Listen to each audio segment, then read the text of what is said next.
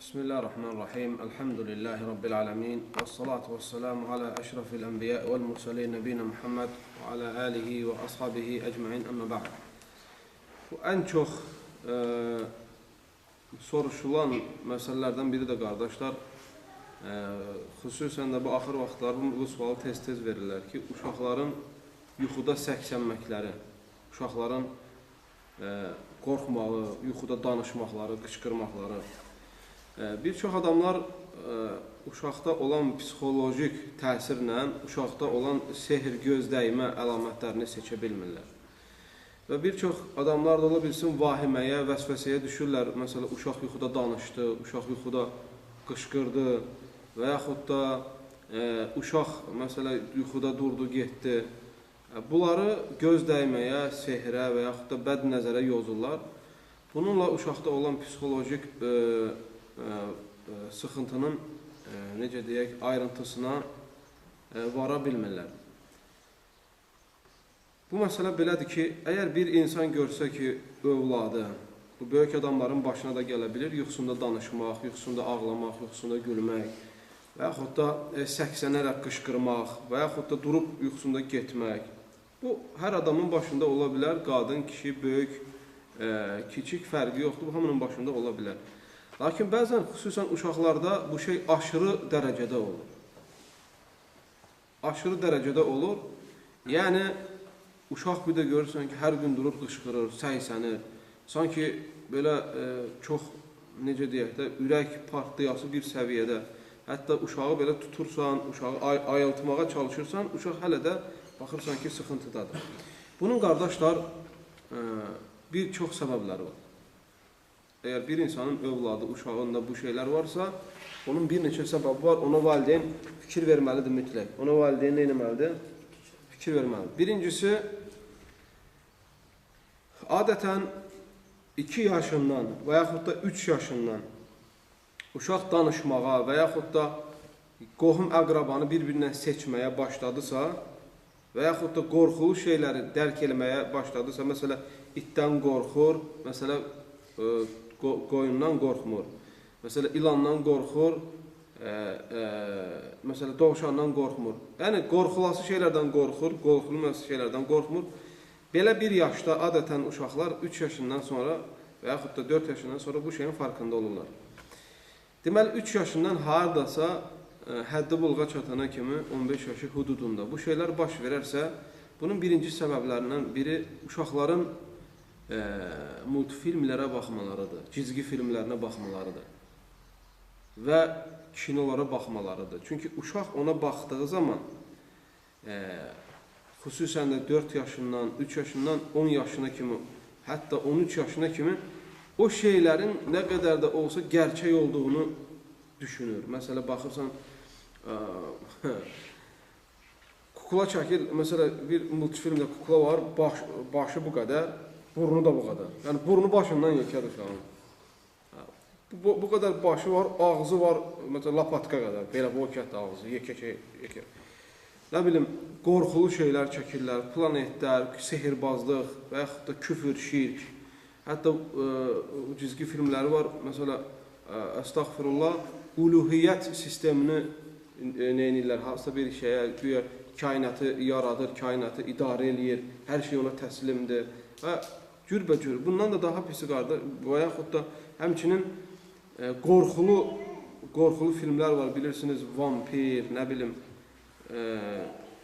hətta məlumdur da bu şeylər ki, qorxu filmləri var ki, qardaşlar, ondan yekə adamlar qorxur, nə ki, ona uşaqların baxması və yaxud da o şeylərin yalan olduğunu düşünə bilməyəs qədər yaşda kiçik olanlar. Və deyirik ki, deməli, uşaqların yuxuda qorxmaqlarının, səksənməklərinin, qışqırmaqlarının əsas səbəblərindən biri nədir? Əsas səbəblərindən biri qorxulu cizgi filmlərə baxması və yaxud da kinolar seyr eləməsi. Hansı ki, o xəyalda qalır və sonra o həmin şeyi canlandırır və yaxud da həmin şeylər, orada gördüyü qorxulu şeylər öz başına gələcəyini görüncə və bu sədalar və yaxud da bu səylər, bu səslər və yaxud da bu hallara uşaq düşür.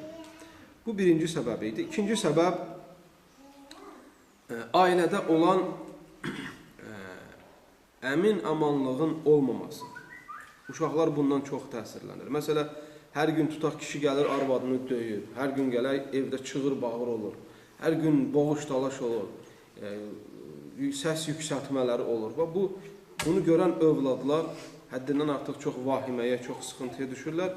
Təbii ki, bunu sonra yuxuda bu şeylər onların 10 qat şişirdilməsi ilə görünə bilir və uşaqlarda həmən gərginliklər yuxuda baş verə bilir.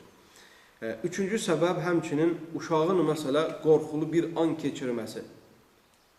Bəzən görürsən, belə zarafat nə ilə qorxudurlar adamı. Və yaxud da uşağın elə bir an yaşaması ki, durur görür evdə heç kəs yoxdur. Qorxu bir an yaşayır. Və yaxud da meşənin içində gedir, azır, qayda bilmir. Və yaxud da hər hansı bir avariya, maşın qəzası keçirmiş olur. Böyük bir, necə deyək də, qorxu yaşamış bir uşaq bu şeyi ola bilsin ki, illər boyu bəzən yuxuda qışqırmaq, səksənmək və yaxud da durub getmək, buna bənzər şeylər ola bilsin ki, həmən uşaqda davamlı olsun. Həmçinin qardaşlar, bu şeyin səbəblərindən, hansı ki, uşağın başına gələ bilər, bəd nəzər ola bilər. Bəd nəzər ola bilər. Bəd nəzər elə valideynin özündən də öz övladına dəyə bilər. Yəni, göz dəyə bilər. Elə düşünməməlidirlər ki, ancaq paxıl gözlər dəyir insana. Yox, insanın sevdiyindən də dəyə bilər. Ona görə mən qınayıram o valideynləri ki, dillərində maşallah, maşallahları, maşallah kəlməsi, təbarəkallah kəlməsi yoxdur. Baxırsan, uşaq gözəl söz deyir, başlayırlar uşağı alqışlamağa, uşaq gözəl hərəkət edir, alqışlamağa. Uşaq məsələ tutaq ki, qəşəng uşaqdır, gözə gələn uşaqdır, başlayırlar alqışlamağa, nə inşallah var, nə təbarəkallah var, nə də buna bənzər söz demirlər. Deməli, belə olduğu halda öz valideyn, öz uşağını gözləyə bilər. Oxşayıb da konkret şəkildə. Uşağın, valideynin öz gözü dəyə bilər uşağına. Ona görə uşağından hər hansı bir şey xoşuna gəldisə, bəyəndinsə, diqqətini çəkdisə, hətta uşağın olmasın, olsun dostun, qardaşın, tanışların, fərqi yoxdur. Əgər bir şey baş verdisə, o dəqiqə, maşallah, təbarəkallah, yəni Allah bərəkətli eləsin, bu duanı unutmayın. Ayrı necə eləyə bilərik ki, bu bəd nəzərdirmi, bu bəd nəzər deyilmi? Bunu ondan ayrı da eləyə bilirik ki, əgər uşaqda bəd nəzər varsa, uşağın bədənində qırmızı səpkilər tökür. Uşağın dərisində, üz nahiyəsində, uşağın və həmçinin boyun nahiyəsində, uşağın ayaqlarında, baldırında, yəni qırmızı pirişik kimi ucu olmayan pirişikdə bilirsiniz, irin kimi şey olur ucunda. Bəd nəzərdə olan səpintində, ucunda sarı irin olmur. Sadəcə gidişik xəstəliyi, bilirsiniz, qaşanma xəstəliyi olan bir şeydir. Qırmızı belə səpki tökür uşaqda. Bu əlamətlərdəndir. Həmçinin əlamətlərdən uşaq hətta oyaq olarkən, bəd nəzərin əlamətlərindən, hətta uşaq oyaq olarkən, yuxuda olmayarkən, dəhşət qeyri-adi şəkildə qorxu və durduğu yerdə səksənmə. Hətta oyaq olarkən, baxırsan ki, bir dənə belə eləsən, uşaq səksənir. Bu da əlamətlərdən ola bilər. Deməli, əsas bundan bilmək olur. Bir də adətən bəd nəzər oldusa uşaq zikr olunduğu zaman uşaqda ağlamaq, uşaqda titrəmək baş verir. Quran oxunduğu zaman, zikr edildiği zaman başlayır uşaq və yaxud da hətta böyük adam əsməyə başlayır. Hətta özündən də gedə bilər. Belə hallar da baş verir. Bunun müalicəsi necədir? Belə bir şey gördünüzsə necə müalicə etmək lazımdır? Təbii ki, Peyğəmbər sallallahu aleyhi və səlləm öz nəvələrini Həsən və Hüseyin radiyallahu anhuma hər ikisinə duanı oxuyardı. U'idukuma bi kəlimatillahi təmmati min kulli şeytanin və həmmə və min kulli aynin və ləmmə. Bu duanı oxuyardı Peyğəmbər sallallahu aleyhi və səlləm əlini nəvələrinin başına qoyub. Və bu duanı bilmirsənsə, ən azından uşağın başına əlini qoy, Fələq-Nəs surələrini oxu, uşağı gündəlik ruqya elə və yaxud da uşağı bir ictimai yerə apardınsa, cəmaatın çox olduğu yerə və uşağa ya duanı, ya Fələq-Nəs surələrini oxu ki, Allah Azza və Cəllə bəd nəzərlərdən qorusun. Və eyni zamanda müalicədən uşaqda hiss olunanda ki, bəd nəzərdir, göz dəymədir, su ovsunlayıb həmən uşağı günün temperaturunda, günün istisində qızdırılmış bir su ilə sabun və şampon, buna bənzər şeylər istifadə etmədən həmin uşağı çimizdirmək lazımdır. Həmin uşağı nə etmək lazımdır, qardaşlar? Çimizdirmək lazımdır. Və ruqya etmək də olar.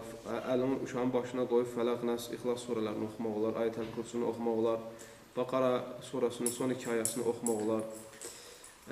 Amma o biri tərəfdən yox, sehrlə deyilsə, göz dəyməklə deyilsə və s. kimi o biri tərəfdən uşaq qorxursa, onun müalicəsi nədir? Onun müalicəsi uşaqları cizgi filmindən, uşaqları qorxulu cizgi filmindən, xüsusən kinolardan və eyni zamanda uşaqları vahimə törədəsi bir əhvallardan uzaq saxlamaq lazımdır. Uşaq məsələ tək başına evdə qalsın və yaxud da dağda, daşda azsın, içsin. Belə ehtimallardan uşağı qorumaq lazımdır. Qısacası məsələ budur. Və sallallahu və səlləm və barik alə nəbiyyə Muhammed və alə alihi və sahbihi əcməin.